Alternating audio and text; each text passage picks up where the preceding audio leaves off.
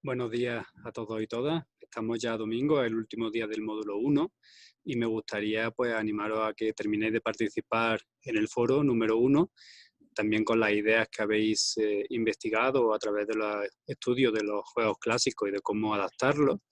Y además yo también os quería ofrecer una pequeña perspectiva de un videojuego que a mí me parece súper interesante. Bueno, no es un videojuego, es un juego de mesa, aunque lo podemos adaptar, digamos, a diferentes realidades, tanto presenciales como virtuales. Es un juego de mesa que se llama Dixit. No creo que se pueda encontrar fácilmente en Ecuador, pero realmente yo voy a utilizar solo sus mecánicas para adaptarla al entorno educativo de manera total.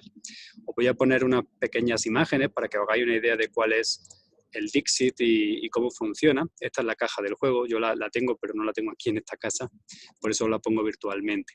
Básicamente, como veis, tiene un tablero que es muy sencillo porque únicamente va marcando puntos, o sea, un sistema realmente únicamente de puntos. Hay una serie de tarjetas, unos personajes y unos, digamos, números para puntuar. Bueno, básicamente el Dixit es un juego muy sencillo. Nosotros tenemos, cada participante, cada jugador tiene 6 cartas. Y bueno, la partida empieza de la siguiente manera. Yo digo una frase, una película, una canción, una poesía, un personaje histórico, algo que bueno, yo relacione con mi carta, ¿no? Ved que aquí hay algunos ejemplos de esas cartas.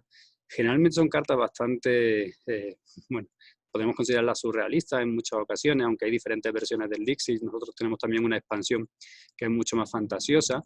Entonces, cada expansión tiene una temática realmente, ¿no? Una manera de enfocar el juego, pero de todas maneras todas las tarjetas siempre tienen múltiples posibilidades de bueno, crear una frase o lo que me sugiere a mí, ¿no? En ocasiones son cosas muy concretas de la tarjeta, en ocasiones son cosas más genéricas. Bueno, la cuestión del Dixit, lo interesante del Dixit es que obviamente tienes que exprimir tu creatividad porque tu frase no puede ser ni demasiado obvia ni demasiado difícil. Si es demasiado obvia y todos la aciertan, tú no ganas puntos. Y si es demasiado difícil y nadie la acierta, tú tampoco ganas puntos. Entonces tú necesitas que al menos uno de los jugadores acierte tu carta.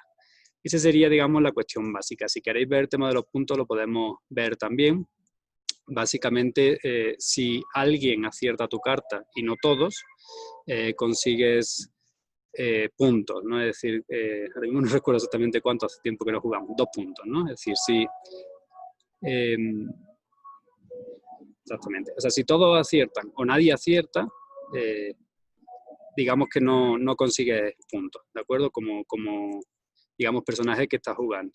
Si no, tanto tú como las otras personas que han acertado tu carta obtienen 3 puntos. Y además, los otros participantes también pueden obtener puntos. Es decir, cuando tú decides una frase, sueltas una tarjeta y todos los participantes sueltan también cada uno una tarjeta. Todos, lógicamente, tienen que ver que esa tarjeta se relacione lo máximo posible con lo que ha dicho el personaje que está jugando, ¿no? El jugador que está jugando. Entonces, ellos también consiguen un punto cada uno en el caso de que otro jugador diga o considere que esa es la carta que ha soltado el personaje que está, digamos, el jugador que está jugando, ¿no? Bueno, aquí lo interesante es eso. Ni puede ser muy obvio ni puede ser muy difícil y además tenemos que conocer, en cierto modo, la manera de pensar de nuestros compañeros y compañeras para poder acertar de manera y jugar de manera eficiente, ¿no? Esa sería la idea.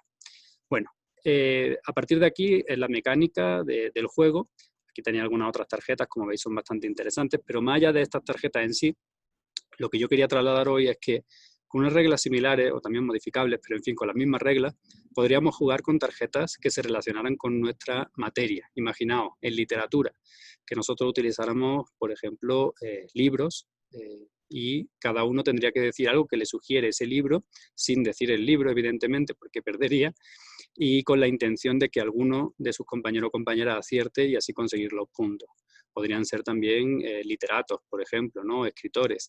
Y mi idea ahí podría ser una frase de un libro suyo o alguna idea que surja de ese personaje. En fin, al final hay que conocer muy bien también tanto a los personajes como al resto de jugadores para poder jugar.